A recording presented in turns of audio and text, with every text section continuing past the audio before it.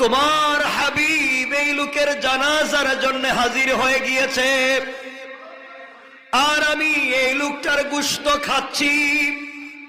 আর তোমার হাবিবের কলিজার টুকরা সাহাবী আবু বকর হাতের মধ্যে লাঠি নিয়েছে আমাকে মেরে ফেলতে। আল্লাহ, তুমি এই মুহূর্তে আমার জবান খুলে দাও, আমি তোমার আবু বকরের সঙ্গে কথা বলতে চাই। আল্লাহু আকবার। হঠাৎ করে সকল মুসল্লিরা দেখে কাপনের কাপড়কে ছিদ্র করে এই সাপ তার মাথা বের করে, ফানা বের করে তাকিয়ে আছে। একজন মানুষ ইন্তেকাল করেছে। সাহাবায়ে কেরামকে আল্লাহর রাসূল বলছেন, সাহাবীরা চলো এই লোকটা ইন্তেকাল করেছে, তার জানাজায় যাই। একটা লোক ইন্তেকাল করেছে, চলো আমরা সকলে মিলে তার জানাজায় যাই। কলিজার টুকরা প্রিয় হাবিব, এক লোক ইন্তেকাল করেছে, নিজে তার জানাজায় যাচ্ছেন, একা নয় বরং সাহাবায়ে কেরামকে সঙ্গে নিয়ে যাচ্ছেন। এর মতো মর্যাদাবান লাশ আর হতে পারে না। যেই লাশের পিছনে দাঁড়িয়ে আছেন স্বয়ং মুহাম্মদুর রাসূলুল্লাহ।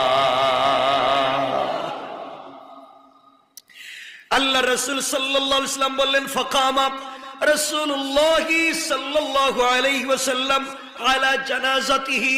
রাসূল পাক সাল্লাল্লাহু আলাইহি ওয়াসাল্লাম দাঁড়িয়ে গেলেন এক লোকের জানাজায় যাওয়ার জন্য। লিসাল্লি আলাইয়া, তিনি চিন্তা করলেন এই লোকটার জানাজার নামাজ পড়বেন, এই জন্য আস্তে আস্তে চলে গেলেন। রাসূল পাক চলে গেলেন একজন লোকের জানাজা পড়তে। বুঝা গেল নবীজি জানাজায় যাচ্ছেন, লোকটা অমুসলিম। বলেন, নবীজি জানাজায় যাচ্ছেন, লোকটা অমুসলিম। কথা বলেন না বাবা, মুসলিম। লোকটা কি? রাসূল পাক সাল্লাল্লাহু আলাইহি ওয়াসাল্লাম সাহাবায়ে কেরামকে সঙ্গে নিয়ে পৌঁছে গেলেন। সিদ্দিক আকবর রাসূলের সঙ্গে, বড় বড় সাহাবায়ে কেরাম রাসূলের সঙ্গে লোকটার জানাজার জন্য চলে গেলেন।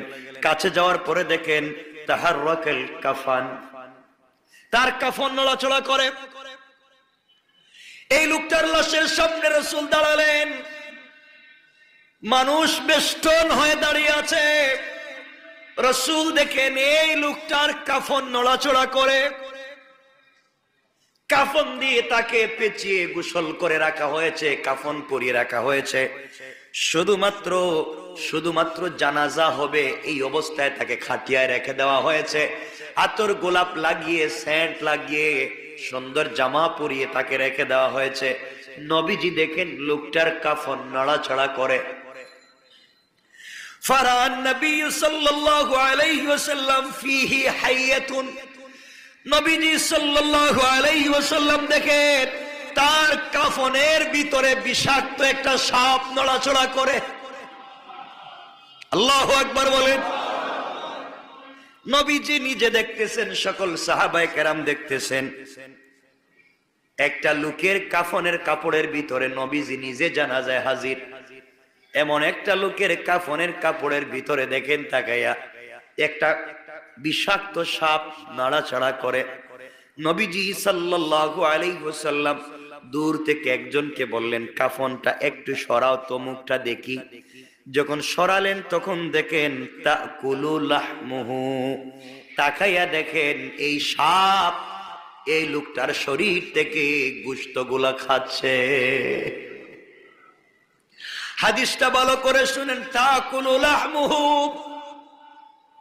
গোশতগুলা খড়মড় করে খাচ্ছে, হাড্ডিগুলা কি সব খাচ্ছে। এই অবস্থা দেখে সকল মুসল্লিরা হাউমাউ করে কাঁদতে লাগলেন, কাঁপতে লাগলেন। রাসূল সাল্লাল্লাহু আলাইহি ওয়াসাল্লাম কিছু বুঝে উঠতে পারলেন না। ফাকাসাদা আবু বকর সিদ্দিক রাদিয়াল্লাহু তাআলা আনহু, আবু বকর সিদ্দিক রাদিয়াল্লাহু তাআলা আনহু সিদ্ধান্ত করলেন, নিয়ত করলেন, ইরাদা করলেন। আবু বকর ইরাদা করলেন এই সাপটাকে তিনি মেরে ফেলবেন। যেই সাপটা একটা মৃত মানুষের গোশত খাচ্ছে, জানাজার আগে রাসূল হাজির, এই সাপটাকে তিনি মেরে ফেলবেন, এই জন্য একটা লাঠি হাতে নিলেন। এমন সময় তাকাইয়া দেখেন সকল মুসল্লিরা আমরা যেভাবে বসে আছি সকল মুসল্লিরা তাকাইয়া দেখে ফানাতাকাতিল হাইয়াতু বিলিসানিল ফাসিহ। এমন সময় সকলে তাকাইয়া দেখেন স্পষ্ট ভাষায় এই সাপ সুন্দর করে কথা বলতেছে। এই সাপ আল্লাহর কাছে ডাক দিয়ে বলেছে, আল্লাহ, তোমার হাবিব এই লোকের জানাজার জন্য হাজির হয়ে গিয়েছে, আর আমি এই লোকটার গোশত খাচ্ছি, আর তোমার হাবিবের কলিজার টুকরা সাহাবী আবু বকর হাতের মধ্যে লাঠি নিয়েছে আমাকে মেরে ফেলতে। আল্লাহ, তুমি এই মুহূর্তে আমার জবান খুলে দাও, আমি তোমার আবু বকরের সঙ্গে কথা বলতে চাই। আল্লাহু আকবার।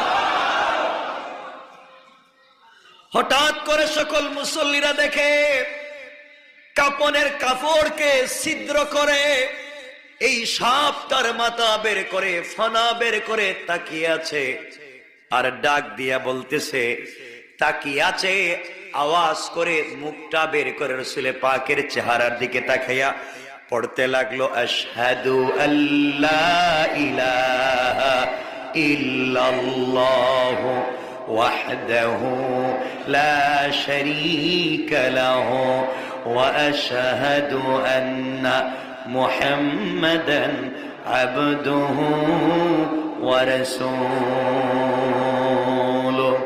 এই সব সাক্ষ্য দিতে লাগলো, এক আল্লাহ ছাড়া আর কেউ নাই, তার সঙ্গে কারো শরীক চলে না, এক অদ্বিতীয় ওয়াহদাহু লা শারীকা লাহ, এক অদ্বিতীয় যার সঙ্গে শরীক চলে না।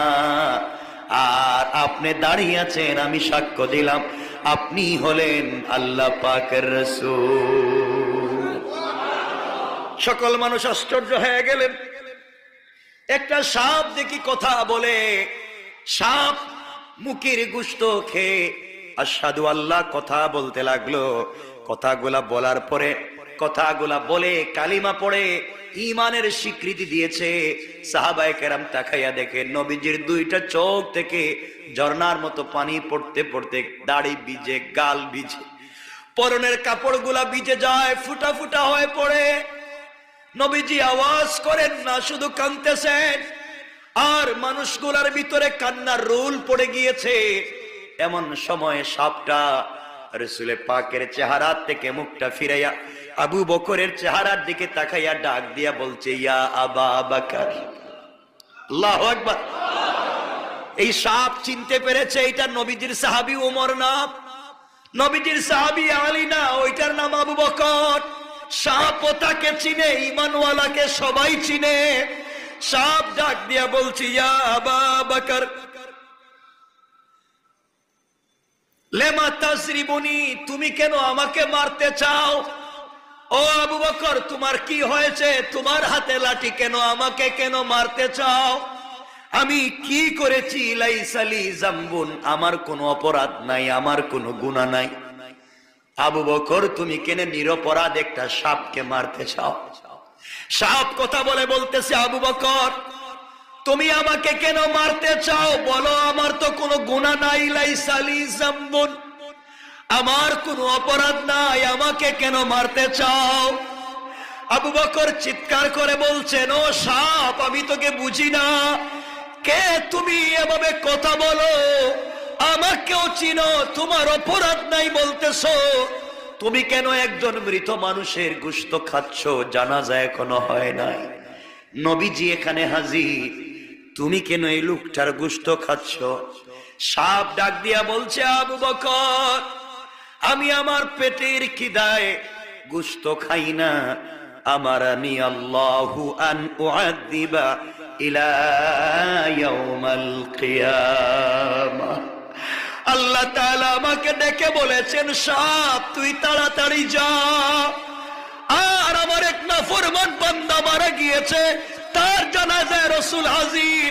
বুঝাতে চাই রাসূল তার সাহাবায়ে কেরামকে নিয়ে, যদি অপরাধীর জানাজা পড়লে আমি মাফ দিব না, তুই ওই লোকটার গোশত খাবি, একদিন না কিয়ামত পর্যন্ত ও আবু বকর, তুমি আমাকে মারতে চাও, আর আল্লাহ আমাকে বলে দিয়েছেন হুকুম করে আমি যেন তারে পেছাইয়া শাস্তি দিতে থাকি আর গোশত ভক্ষণ করতে থাকি কিয়ামতের দিন পর্যন্ত। নাউজুবিল্লাহ।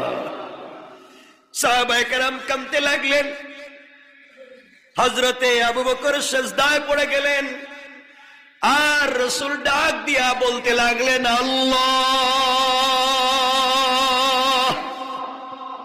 আমি নবীজি হাজির, এতগুলা মানুষ হাজির, আর এই লোকটাকে আমার সামনে কষ্ট দিচ্ছ। আল্লাহ বলছেন আমি তাকে আরো শাস্তি দিব, আরো দিব।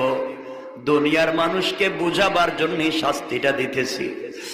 আবু বকর সাপকে ডাক দিয়া বললেন, সাপ, তুমি যেহেতু কথা বলতেছ, তুমি বলো কেন তাকে শাস্তি দিতে লাগলে? কি করেছে এই গোলাম, কি করেছে? আমরা জানতাম সে ভালো লোক, এই জন্য আমরা জানাজায় এসেছি, এই জন্য আল্লাহর রাসূল জানাজায় এসেছেন। তুমি তার গোশত খাচ্ছ, কি করেছে? এমন সময় এই সাপ ডাক দিয়া বলতে লাগলো, এই লোকটা 3টা অপরাধ করেছে। কয়টা অপরাধ? একজন সাহাবী রাসূল পাক সাল্লাল্লাহু আলাইহি ওয়াসাল্লামের কাছে অভাবের জন্য অনুযোগ করলেন। তিনি বললেন, ইয়া রাসূলুল্লাহ, আর কত সহ্য করব, অভাব তো যায় না। কি যায় না? বলেন না, অভাব যায় না। পরিবারে অভাব লেগেই আছে, সকালে খেলে বিকালে খাবার থাকে না, আমি কি করব? রাসূল সাল্লাল্লাহু আলাইহি ওয়াসাল্লাম বললেন, ঘরে ঢুকতে তুমি সালাম দিয়ে ঢুকবে। বলেন না সুবহানাল্লাহ। তুমি ঘরে প্রবেশ করতে সালাম দিয়ে প্রবেশ করবে, এবং তুমি সহ যারা ঘরে থাকে তাদেরকে সূরা ইখলাস পড়তে বলবে। এই কথাটা কে বলেছেন? আল্লাহর রাসূল বলেছেন। আল্লাহর রাসূল একজন সাহাবীকে বলেছেন, তুমি যখন ঘরে প্রবেশ করবে তখন তুমি সালাম দিবে। কারণ রাসূল পাক সাল্লাল্লাহু আলাইহি ওয়াসাল্লাম বলেছেন, যে লোকটা ঘরে সালাম দিয়ে প্রবেশ করে আল্লাহ তাআলা এই ঘরের ভিতরে 300টা বারাকাতের দরওয়াজা খুলে দেন। তাহলে রাসূল বললেন, তোমরা ঘরে প্রবেশ করতে সালাম দিয়ে প্রবেশ করবে, এবং ঘরে যত মানুষ বসবাস করে তাদেরকে সূরা ইখলাস পড়তে বলবে। সূরা ইখলাস খুব কঠিন একটা সূরা। বলেন, খুব লম্বা একটা সূরা, কেউ পড়তে পারি না, সবাই পারি। সাহাবী বলেন, রাসূল পাক সাল্লাল্লাহু আলাইহি ওয়াসাল্লাম এই কথা বললেন, আর আমি তার কথার উপরে আমল শুরু করে দিলাম। ঘরে প্রবেশ করতে আমি সালাম দেওয়া শুরু করলাম, এবং আমার ঘরের সকল সদস্যকে সূরা ইখলাস পড়তে বললাম। খুব বেশি দিন দেরি হলো না, তিনি বলেন, এই আমলে আল্লাহ পাক আমাকে তো এত বেশি দিলেন, আমার অভাব দূর করে দিলেন, এবং আমি এই আমল করবার কারণে আমার প্রতিবেশী যারা ছিলেন তারাও এর সুফল ভোগ করতে থাকলেন। রাসূল পাকের কাছে এসে বলছি, ইয়া রাসূলুল্লাহ, আমার তো অভাব শুধু দূর হয় নাই, আমার এই আমলে আমার প্রতিবেশীর অভাবও দূর হয়েছে। সুবহানাল্লাহ, একটু বলেন না। এখন তিনি বলেন, ইয়া রাসূলুল্লাহ, অভাব তো দূর হয়েছে, এখন তো পয়সা পাতিও হয়েছে, 3 বেলা খাবারের ব্যবস্থা হয়েছে, আমি চাই এটা ধারাবাহিক থাকুক, এমনকি আমার মৃত্যু পর্যন্ত যেন ঘরে রিজিকের দরজা খোলা থাকে। রাসূল বললেন, তুমি যদি মৃত্যু পর্যন্ত ঘরের ভিতরে রিজিককে ধারাবাহিক করতে চাও, তাইলে মাগরিবের সালাতের পরে ঘরের ভিতরে সূরা ওয়াকিয়ার তিলাওয়াতকে শুরু করে দাও। সূরা ওয়াকিয়া কোন সূরা? সবাই বলেন, সূরা। মনে রাখবেন, এই চলার পথে আপনি জীবনে চলতে গিয়ে আপনার চলার পথে চারিদিক থেকে বাধা আসবে, আপনার সমাজ আপনাকে চলার পথে বাধা দিবে, আপনার প্রতিবেশী আপনার চলার পথে বাধা দিবে, আপনার নিকটাত্মীয় হয়তো আপনার চলার পথে বাধা দিবে অথবা বাধা প্রদান করবে। এমনকি আপনি আপনার পরিবার থেকেও বাধা প্রাপ্ত হতে পারেন। ভাই ভাইকে বাধা দিতে পারে, পরিবার আপনাকে বাধা দিতে পারে, আপনাকে মানসিক যন্ত্রণা দিতে পারে, আপনি অসহ্য হয়ে যেতে পারেন। এই পরিবারের জন্য আপনি রাত দিন কষ্ট করে যাচ্ছেন, তারাও আপনাকে মানসিক জ্বালা যন্ত্রণা দিবে, আপনি ভেঙ্গে পড়ে যাবেন না। রব বলেছেন যে আপনি থেমে যাবেন। মনে রাখবেন, আপনি যদি থেমে যান আপনি হেরে যাবেন। আপনি থেমে গেলে আপনি হেরে যাবেন। আপনি থেমে গেলে, কথা বলেন না কেন, আপনি থেমে গেলে হেরে যাবেন। মনে রাখবেন, জীবন এটা এমন নয়, জীবন এটা এমন নয় যে এটা কেউ ফুল বিছানা সাজিয়ে দিবে, রাস্তার মধ্যে কাঁচা ফুল ছিটিয়ে দিবে। এটা হচ্ছে কণ্টকাকীর্ণ একটা কঠিন পথ। এ পথে আপনাকে পাড়ি দিতেই হবে। এই কাঁটাগুলাকে মারিয়ে যদি কাছে যেতে পারেন, তাহলে এই ফুলটা আপনি আহরণ করতে পারবেন। এই জন্য বলতে চাই, চলার পথে অনেক কষ্ট আসবে, অনেক ব্যথা আসবে, আপনার চারিপার্শ্বে পরিপার্শ্ব আপনাকে ঘিরে ধরবে। আপনি ভয় পাবেন না। আপনি যদি শুধুমাত্র কেবলমাত্র আল্লাহর উপরে ভরসা করেন, কেউ যদি কাছে না থাকে, কেউ যদি পাশে না থাকে, আপনার আগেও পাশে ছিলেন আল্লাহ, এখনো পাশে থাকবেন কে? কারণ দিন দিন না, দিন তো আরো আসবে। বিশ্বাস অটুট রাখবেন, একদিন আল্লাহ তাআলা আপনার আমার চলার পথকে সুন্দর করে দিবেন। কিন্তু মনে রাখবেন, চলার পথে আপনি জালেম হবেন না। কি হবেন না? আমার এই ছোট ছোট কথা বুঝবেন কেন বলছি। চলার পথে আপনি জালেম বলেন না, কারো প্রতি জুলুম বলেন, জুলুম অন্যায় ভাবে অন্যায় করবেন, জুলুম করবেন কেন বললাম? বুখারীর হাদিস 2448 নম্বর হাদিস। রাসূল পাক সাল্লাল্লাহু আলাইহি ওয়াসাল্লাম হযরত মুআজ ইবনে জাবাল, মুআজকে যখন ইয়েমেনের দায়িত্ব দিয়ে পাঠালেন, ইয়েমেনের দায়িত্ব, ইয়েমেনের কথা উঠতে একটা শব্দ যোগ করে দেই।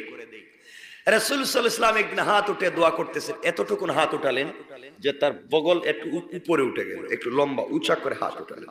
দোয়া করতেছেন বারাকাতের দোয়া।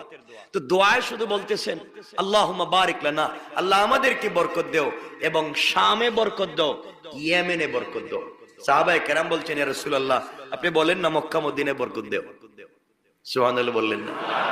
আপনি মদিনায় আছেন, আমরা মদিনায় আছি, আপনি বলবেন মদিনায় বরকত দাও, আপনি বলবেন মক্কায় বরকত দাও, আপনি বলবেন শামে আর ইয়ামানে বরকত দাও। রাসূল আবার বলছেন আল্লাহ তুমি শামে আর ইয়ামানে বরকত দাও। দোয়া শেষ হলো, সাহাবায়ে কেরাম জিজ্ঞাসা করলেন, ইয়া রাসূলুল্লাহ থাকি মদিনায়, আপনি আছেন মদিনায়, কাবাগর মক্কায়, আর দোয়া করলেন শাম আর ইয়ামান। রাসূল পাক সাল্লাল্লাহু আলাইহি ওয়াসাল্লাম বললেন, শোনো, কিয়ামতের আগ পর্যন্ত একদল মানুষ আল্লাহর এই জমিনে আল্লাহর দ্বীনকে টিকিয়ে রাখবার জন্য জীবন যৌবন বিসর্জন করে, নিজের কলিজা পর্যন্ত বের করে দিয়ে যারা আমার এই জমিনে আল্লাহর এই জমিনে দ্বীন প্রতিষ্ঠার জন্য আমরণ কাজ করে যাবে, এই দলটা বের হবে ইয়ামন এবং শাম থেকে। সুবহানাল্লাহ বলেন। ইয়ামান এবং শাম থেকে বের হবে। সুতরাং এদের জন্য দোয়া করে দিলাম। আপনারা মনে করেন এই পৃথিবী করি মক্কা, আমরা মনে করি মদিনা, এটা আবেগের জায়গা, কিন্তু এই পৃথিবীর হৃৎপিণ্ড হচ্ছে ইয়ামান, হৃৎপিণ্ড হচ্ছে শাম। শাম বলতে রাসূল শামের কথা বলেছেন। শাম বলতে আজকার ইরাক, সিরিয়া, ইয়েমেন, ইরান, এই সব, ফিলিস্তিন, ইসরায়েল, এই সব এলাকা মিলে শাম। রাসূল তাদের জন্য বারাকাতের দোয়া করেছেন। সুবহানাল্লাহ বললেন, দোয়া করেছেন তাদের জন্য। তো মুআজ ইবনে জাবালকে রাসূল পাক সাল্লাল্লাহু আলাইহি ওয়াসাল্লাম যখন ইয়েমেনের দায়িত্ব দিয়ে পাঠালেন, তাকে বললেন, মাস তুমি যাচ্ছ একটা ইয়েমেন দেশে যাচ্ছ, মনে রাখবে এখানে চলার পথে যাই করো মজলুমের ফরিয়াদকে ভয় করবে। মজলুম যেন কোনো ফরিয়াদ না করে, কেউ যেন মজলুম হয়ে হাত উপর দিকে না উঠায়, কেউ যেন মজলুম না হয়ে বুকে ব্যথা না পায়, কেউ যেন মজলুম না হয়ে চোখের পানি না ছাড়ে। কারণ মজলুমের ফরিয়াদ এবং আল্লাহর মধ্যে কোনো পর্দা থাকে না। আল্লাহু আকবার বলেন। মজলুম যখন মজলুম হয় ফরিয়াদ করে, তখন তার আর আল্লাহর মাঝখানে কোনো পর্দা থাকে না। এজন্য আল্লাহর ওয়াস্তে আমরা নিজে কাউকে মজলুম বানাবো, কথা বলেন না কেন, মজলুম বানাবো? আমরা তো কখন কাকে কোন জায়গায় মজলুম বানিয়ে দিই তা বলতে পারি না, তা বলতে পারি না।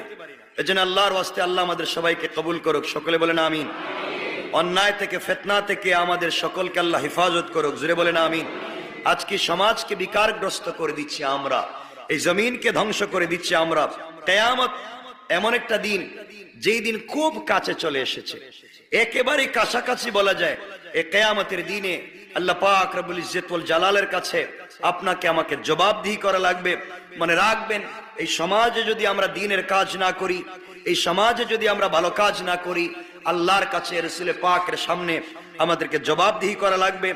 ওই দিন যদি আমরা আল্লাহর সামনে বিপদগ্রস্ত হয়ে যাই, ঝামেলায় পড়ে যাই, আমরা বাঁচতে পারবো না। আল্লাহ রাসূল সাল্লাল্লাহু আলাইহি ওয়াসাল্লাম বলেছেন, কিয়ামতের দিন আল্লাহ তাআলা যে হিসাব নেবেন, সর্বপ্রথম যে জিনিসের হিসাব নেবেন সেটা কি? সালাত। সেটা কি? আবার বলেন, সেটা কি? সালাত। এই নামাজ যদি ঠিক হয়ে যায়, এই নামাজ যদি ঠিক হয়ে যায়, এই সালাত যদি পূর্ণাঙ্গ হয়ে যায়, আল্লাহ তাআলা হতে পারে অন্য কোন জিনিস জিজ্ঞাসা নাও করতে পারে। সুবহানাল্লাহ বলেন না? আমরা তো সব ঠিক করতেছি, কিন্তু নামাজ ঠিক করতেছি না। সময় নেই, আসেনি সময়, সময় আসেনি, নাই তো, সময় নাই। আজান হইলেই দোকানে ব্যবসা বেশি শুরু হয়, আজান শুরু হইলেই তো দেখা যায় কাজ কারবার বেড়ে যায়, আজান শুরু হলেই দেখবেন পিছনে কে ডাকতেছে, ঘরে কোন ঝামেলা লেগে গিয়েছে। এজন্য মনে রাখবেন, আল্লাহর ওয়াস্তে, আল্লাহকে ওয়াস্তে এই দুনিয়ার জমিনে চলার পথে যে যেখানে আছি, যে অবস্থায় থাকি, আমরা নামাজ পড়বো ইনশাআল্লাহ, যে পরিস্থিতিতে থাকি। কারণ পরিস্থিতি সব সময় আমাদের অনুকূলে থাকবে না, মানুষজন সব সময় আমাদের পক্ষে থাকবে না, কিন্তু আমরা তাদেরকে, এই পরিস্থিতিকে আমরা গ্রহণ করব এভাবেই যে সকল পরিস্থিতিতে আমাদের পাশে কেউ না থাকলেও থাকবেন একজন, তিনি কে? আল্লাহ বলছেন, গোলাম কেউ যদি আমার উপরে ভরসা করে, আমাকে বিশ্বাস করে, আমার উপরে ভরসা করে বের হয়ে যায়, মনে রাখবে এই কথাটা, তোমরা অবশ্যই মনে রাখবা, আমি আল্লাহ কিন্তু তাদেরকে ছেড়ে দেই না একা, বরং আমি আল্লাহ তাদের কাছে থাকি, পাশে থাকি। আমাদের পাশে থাকবেন কে? সবাই বলেন কে? আল্লাহ পাশে থাকবেন।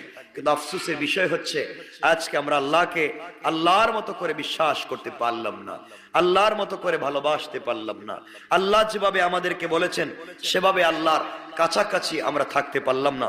দুনিয়ার জমিনে আমরা যে অন্যায় অনাচার করে যাচ্ছি, কিয়ামতের দিনে আল্লাহ পাকের কাছে আমাদেরকে যে জবাবদিহি করা লাগবে, এই জবাবদিহির জন্য আপনারা তৈয়ার থাকেন, যে আমরা যা করছি এর জন্য জবাবদিহি করা লাগবে। আল্লাহ রাব্বুল ইজ্জত ওয়াল জালাল তেলাওয়াতকৃত আলোচ্য আয়াতের ভিতরে শুরু থেকেই যে কথা বলছেন, ইন্নাল্লাহ ওয়া মালাইকাতাহু ইসাল্লুনা আলান নবী, আল্লাহ রাব্বুল ইজ্জত ওয়াল জালাল বলছেন,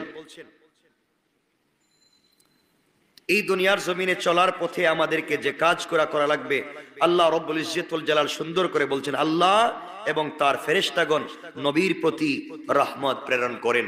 আল্লাহ বলছেন, ইন্নাল্লাহা ওয়া মালাইকাতাহু ইসাল্লুনা আলান নবী ইয়া আইয়ুহাল্লাযীনা আমানু সাল্লু আলাইহি ওয়া সাল্লিমু তাসলিমা। হে মুমিনগণ, তোমরা নবীর জন্য রহমত, মাগফিরাত, বারাকাত এবং নাজাত, নবীর জন্য, পুরা উম্মতের জন্য, পুরা জাতির জন্য তোমরা আল্লাহর কাছে বেশি বেশি চাও এবং তার প্রতি তোমরা বেশি বেশি সালাম প্রেরণ করো। মনে রাখবেন এই পৃথিবীতে আমরা যদি কাউকে ভালোবাসতে না পারি, একজনকে তো পারবো, তিনি হচ্ছেন আল্লাহর রাসূল। কারণ এই পৃথিবীতে আমরা ব্যর্থ ভালোবাসার ভান করছি, আমরা পরিবারকে ভালোবাসছি, আমরা মা বাপকে ভালোবাসছি, আমাদের সন্তানদেরকে ভালোবাসছি, আমাদের স্ত্রীদেরকে ভালোবাসছি। মনে রাখবেন এই ভালোবাসা হচ্ছে ভুয়া, এই ভালোবাসাটা ভুয়া। আপনি তাদের স্বার্থে আঘাত পড়লে দেখবেন বেঁকে বসেছে, উল্টে গেছে। কথা বলেন না কেন? হালকা স্বার্থে আঘাত পড়বে, আপনাকে একটা জিনিস বলছে, আপনি দেন নাই, উল্টে গেছে। কথা বলেন না? আপনি আপনার স্ত্রীকে একটা জিনিস সে বলছিল, আপনি দেন নাই, দেখবেন উল্টে গেছে। আপনি আপনার ছেলে আপনার কাছে, মেয়ে আপনার কাছে কোনো জিনিস চাইছে, আপনি ঠিক মতো দেন নাই, দেখবে আপনার সাথে কথাই বলবেন। কথা বলেন না? যাদের জন্য এত কিছু, কথাই বলবেন। দেখবেন আপনার ভাই আপনার কাছে কোনো জিনিস বলেছিল, আপনি হয়তো পারতেছেন না, এখন আপনি দেন নাই, দেখবেন সে আপনার পাশে নাই। দুনিয়া নিমক হারাম। এজন্য আপনাকে আপনার জায়গা তৈরি করে নিতে হবে। মনে রাখবেন কষ্ট আসবে, বিপদ আসবে, এই সময় আর কিছু হোক না হোক ধৈর্য ধরে তাকিয়ে থাকতে হবে কার দিকে? আল্লাহ রাব্বুল ইজ্জত ওয়াল জালালের পরে বলছেন, ইন্নাল্লাযীনা ইউযুনাল্লাহা ওয়া রাসূলাহু লা'আনাহুমুল্লাহু ফিদ الدنيا والآخرة وأعد لهم عذابا مهينا। আল্লাহ রাব্বুল ইজ্জত ওয়াল জালাল বলছেন, যারা আল্লাহ এবং তার রাসূলকে কষ্ট দেয়, যারা দুনিয়ার জমিনে চলার পথে আল্লাহকে কষ্ট দেয়, যারা দুনিয়ার জমিনে চলার পথে রাসূলকে কষ্ট দেয়, আল্লাহ তাদের প্রতি ইহকালে এবং পরকালে অভিসম্পাত করেন। আল্লাহ রাব্বুল ইজ্জত ওয়াল জালাল বলছেন, এই দুনিয়ার জমিনে যারা আল্লাহকে কষ্ট দেয়, আল্লাহকে কষ্ট দেওয়ার অর্থ হলো আল্লাহর হুকুম পালন। কথা বলেন। মনে রাখবেন, কেউ যদি নামাজ না পড়ে, আল্লাহ বলছেন তাকে তিনি আখিরাতে শাস্তি দিবেন। আবারও বলছি, কেউ যদি নামাজ না পড়ে তাকে আখিরাতে শাস্তি দিবেন। আর কেউ যদি নামাজ নষ্ট করে, আল্লাহ বলছেন তাকে দুনিয়ায় শাস্তি দিব এবং আখিরাতে তাকে বিনা হিসাবে জাহান্নাম দেব। কেউ যদি নামাজ, আমি বলছি কেউ যদি নামাজ না পড়ে, তাহলে সে শাস্তি পাবে কোথায়? আখিরাতে। আর কেউ যদি নামাজ নষ্ট করে, শাস্তি পাবে দুনিয়া আখিরাতে। নামাজ নষ্ট করে কেমনে?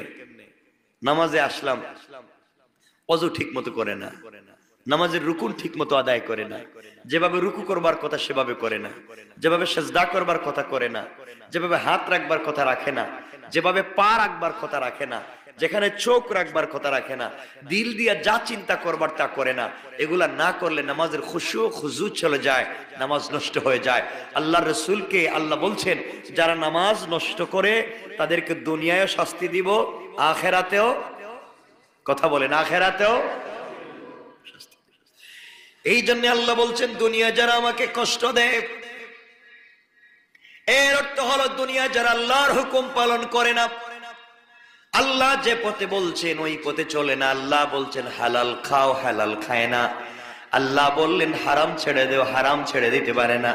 আল্লাহ বললেন অন্যায় করা যাবে না, অন্যায় ছাড়তে পারে না। এইভাবে নামাজও পড়ে অন্যায় করে আল্লাহ বললেন এগুলা করে যারা আমাকে কষ্ট দেয় এবং আমার রাসূলকে যারা কষ্ট দেয়, রাসূলের তরিকা মতো চলে না, রাসূল যেভাবে চলতে বলেছেন রাসূলের আদর্শ গ্রহণ করে না, এইভাবে যারা চলে, আল্লাহ বললেন যারা কষ্ট দেয়, আমি আল্লাহ রাব্বুল ইজ্জত ওয়াল জালাল তাদেরকে ইহকালে, তাদেরকে জীবিত থাকতে অভিসম্পাত করি, জীবিত থাকতে তাদের প্রতি লানত দেই, মরার পরেও তাদের প্রতি লানত দেই। ফেরেশতারা আল্লাহর কাছে জিজ্ঞাসা করলেন, আল্লাহ তাআলা যারা তোমাকে কষ্ট দেয়, যারা তোমার রাসূলকে কষ্ট দেয়, আপনি বলছেন তাদেরকে আপনি লানত করেন, আমরাও কি করব? আল্লাহ রাব্বুল ইজ্জত ওয়াল জালাল বলছেন, ফেরেশতারা আমিও লানত করি, তোমরাও তাদেরকে লানত করো। এমন কি দুনিয়ার সকল সৃষ্টি যারা আল্লাহর রাসূলকে কষ্ট দেয় তাদের প্রতি লানত দেয়। পড়েন নাউজুবিল্লাহ। এজন্য আমরা চলার পথে রাসূল পাক সাল্লাল্লাহু আলাইহি সাল্লামকে কষ্ট দিব? বলেন না, কষ্ট দিব? আমরা কষ্ট দেইনি? কষ্ট দেইনি? কষ্ট দেই। রাসূলের সুন্নাত মতো চলি না। আমরা সুন্নাত আজকে থেকে আমরা ঘরের সুন্নাত গুলাকে চালু করি। আমরা ঘরে ঢুকতে ডান পা দিয়ে প্রবেশ করি, ঘরে সালাম বিনিময় করি, ঘরের ভিতরে যাই, সুন্নাত মোতাবেক আমরা চলাফেরা করি, কোরআনটা তেলাওয়াত করি, জিকিরটা করি। আমাদের পুরা জিন্দেগি